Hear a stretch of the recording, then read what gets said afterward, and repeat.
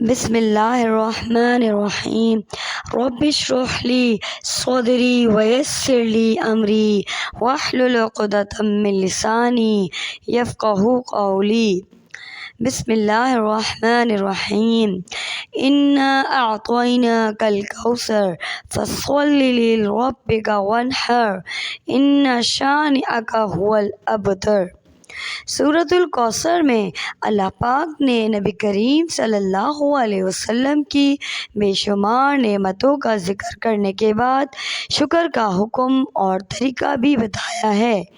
شکرانے کے طور پہ نماز پڑھنے کو کہا ہے اور قربانی کرنے کو کہا ہے۔ رب العالمین کے لیے نماز پڑھنا اور قربانی کرنا ہے۔ قربانی کا لفظ قرب سے نکلا ہے، یعنی اللہ تعالیٰ کی راہ میں سب سے پسندیدہ چیز کو قربان کرنا تاکہ اللہ کا قرب اور محبت حاصل کرنا ہے۔ عشرہ ذی الحجہ کی حرمت والے مہینوں میں سے ایک ہے اور اس کا ذکر قرآن اور حدیث میں بھی موجود ہے۔ سورۃ الفجر کی ابتدائی آیات میں کہا گیا ہے، اس دنوں کے اعمال کی بہت اہمیت ہے۔ روزے رکھنا، تلاوت کرنا، صدقات دینا، خیرات کرنا، کثرت سے اذکار اور دعائیں کرنا اللہ کو بہت محبوب ہے۔ اس کے بارے میں بہت سی حدیثیں ہیں۔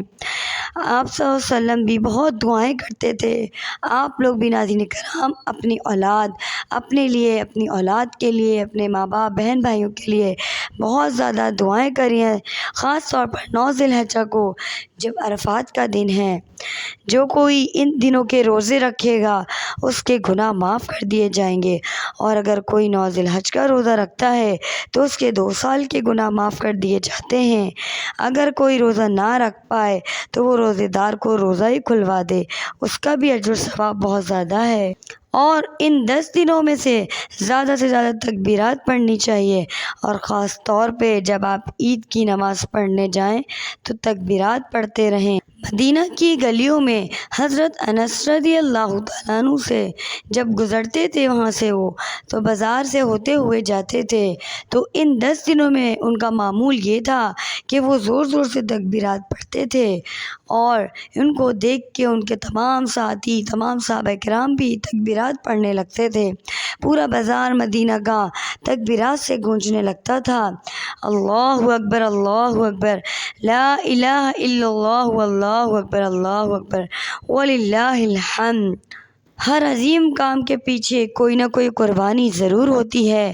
حضرت ابراہیم علیہ السلام کی بہت سی قربانیوں کے بعد اللہ تعالیٰ نے آپ کو بلند مقام عطا کیا، آپ کو انبیاء کا جد امجد بنایا، اور آپ کی اولاد حضرت اسحاق علیہ السلام سے انبیاء بنی اسرائیل اور دوسرے صاحبزادے حضرت اسماعیل علیہ السلام کی اولاد میں سے نبی آخر الزماں حضرت محمد صلی اللہ علیہ وسلم کو پیدا فرمایا۔ حضرت ابراہیم علیہ السلام نے اپنے بڑھاپے کی اولاد کو اللہ کے حکم پر چٹیل میدان میں چھوڑ دیا تاکہ اللہ تعالیٰ کا گھر آباد ہو سکے اور نماز قائم ہو سکے۔ پھر اسی بیٹے کو اللہ کے حکم پہ قربان کرنے کے لیے چل پڑے، یہاں تک کہ ان کو شیطان نے بہت بہکایا، لیکن وہ شیطان کے کسی بہکاوے میں نہ آئے۔ وہ تو سچے مسلمان تھے، وہ تو اللہ تعالیٰ کے دوست تھے۔ اللہ تعالیٰ آپ کی اطاعت اور محبت کا صلہ اللہ تعالیٰ نے یہ دیا کہ قیامت تک مسلمانوں کے لیے اس عمل کو مسنون قرار دے دیا۔ اللہ تعالیٰ ہم سب سے بہت محبت کرتے ہیں، اور اللہ تعالیٰ کو صرف جانوروں کی قربانی نہیں چاہیے بلکہ اسی جذب و محبت کو اجاگر کرنا چاہتے ہیں اللہ تعالیٰ جس کے ذریعے ہم اپنی پیاری چیز کو قربان کرنے کے لیے تیار ہو جائیں، اور اللہ کی محبت کے آگے اپنی جان، مال، اپنے ماں باپ، اولاد، ہر چیز کو قربان کر دیں۔ ہمیں سوچنا نہ پڑے بلکہ ہم کر گزریں یہ سب۔ نبی کریم صلی اللہ علیہ وسلم کی پوری زندگی قربانیاں دیتے ہوئے گزری۔ اسی طرح حضرت ابراہیم علیہ السلام نے اللہ کی خاطر اپنا گھر بار، والدین، اپنا شہر، مال، اولاد کو قربان کر دیا۔ ہم صرف جانور کی قربانی کرنے کے بعد ہر پابندی سے اپنے آپ کو آزاد نہیں سمجھیں۔ ہمیں دین کی بقا کے لیے ہر وقت ہر طرح کی قربانی کے لیے تیار رہنا چاہیے۔ سب سے پہلے ہمیں اپنے نفس کی قربانی، اپنی خواہش خواہشات کی قربانی دینی ہے، اپنے مال کی قربانی، اپنی راحت و سکون کی قربانی دینی ہے اور اللہ تعالیٰ کے راستے پہ چلتے رہنا ہے۔ ناظرین کرام، یہ ضروری نہیں کہ آپ بہت ہی کوئی مہنگا جانور خریدیں گے تو قربانی قبول ہوگی۔ آپ کی جتنی حیثیت ہے اس کے مطابق اچھا خوبصورت جانور خریدیں، قربانی تو صرف اور صرف تقویٰ کی بنیاد پہ قبول ہوگی۔ قربانی سنت ابراہیمی ہے اور ہمارے پیارے نبی حضرت محمد صلی اللہ علیہ وسلم کا بتایا ہوا طریقہ ہے جو کہ ہر صاحب استطاعت پہ فرض ہے۔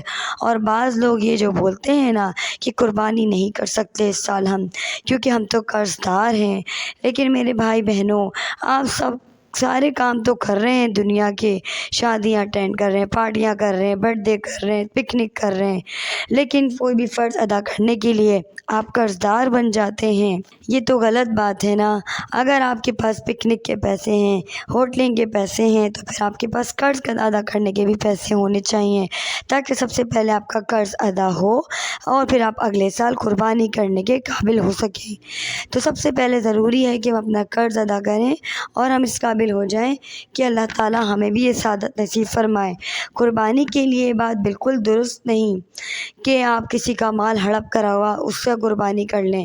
قربانی کے لیے بالکل پاکیزہ اور حلال مال ضروری ہے۔ چوری کیا ہوا مال کی قربانی قبول ہوگی، نہ ناجائز مال سے قربانی قبول ہوگی، نہ ہی کسی یتیم کے مال پہ قبضہ کر کے قربانی کرنا جائز ہوگا۔ قربانی میں دکھاوا بالکل نہیں ہونا چاہیے کہ کتنے کا جانور لائے ہو، یہ تو اتنا کمزور ہے، یہ تو اتنا سستا ہے، اس کا تو رنگ اچھا نہیں ہے، اس کا تو یہ اچھا نہیں ہے۔ یہ سب باتیں تو بنی اسرائیل کرتی تھیں۔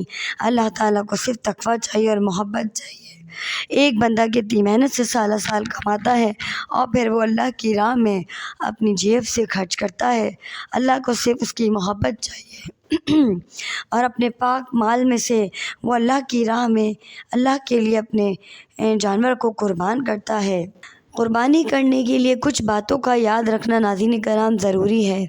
نماز عید کے بعد قربانی کی جاتی ہے۔ نماز سے پہلے قربانی کرنا ہرگز جائز نہیں۔ اللہ تعالیٰ کو نہ تو گوشت پہنچتا ہے اور نہ خون، بلکہ صرف اور صرف تقویٰ پہنچتا ہے۔ جیسے ہمارے مال میں غریبوں کا حصہ ہوتا ہے، اسی طرح قربانی میں بھی غریبوں کا، رشتہ داروں کا، مسکینوں کا حصہ ہے اور ساتھ ساتھ اپنا اور اپنے گھر والوں کا بھی حصہ ہوتا ہے۔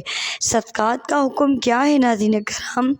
تمام مال صدقہ نہ کرو، بلکہ اس میں سے کچھ مال اپنے گھر والوں کے لیے بھی رکھ لو۔ گوشت کے بھی اسی طرح 3 حصے کر کے بانٹنا افضل ہے۔ اگر فقراء اور مساکین زیادہ ہیں تو زیادہ حصہ بھی تقسیم کیا جا سکتا ہے۔ اسی طرح گھر والوں کے لیے بھی محفوظ رکھنے کو منع نہیں کیا گیا ہے، لیکن ناظرین کرام اس کا ہرگز مقصد یہ نہیں ہے کہ آپ لوگ فریزر گوشت سے بھر دیا جائے، غربا اور مساکین منہ دیکھتے رہ جائیں۔ ایسا کرنا بالکل بھی صحیح نہیں ہے۔ میں امید کرتی ہوں ناظرین کرام آپ کو اس ویڈیو سے بہت سی معلومات ملی ہوگی۔ انشاءاللہ تعالیٰ اور نیکسٹ ویڈیو میں ملتے ہیں پھر کسی اور ٹاپک کے ساتھ، اور آپ بھی دعا کریں اللہ تعالیٰ سے کہ آپ کی بھی قربانی قبول ہو، اور انشاءاللہ تعالیٰ جو لوگ اس سال قربانی نہیں کر پا رہے وہ اگلے سال انشاءاللہ اس قابل ہو سکیں گے۔ اگر آپ کے اوپر قرضہ ہے تو قرضہ ادا کرنے کی کوشش کریں تاکہ آپ بھی قربانی کر سکیں۔ جزاک اللہ خیراً۔ اللہ حافظ۔ نیکسٹ ویڈیو میں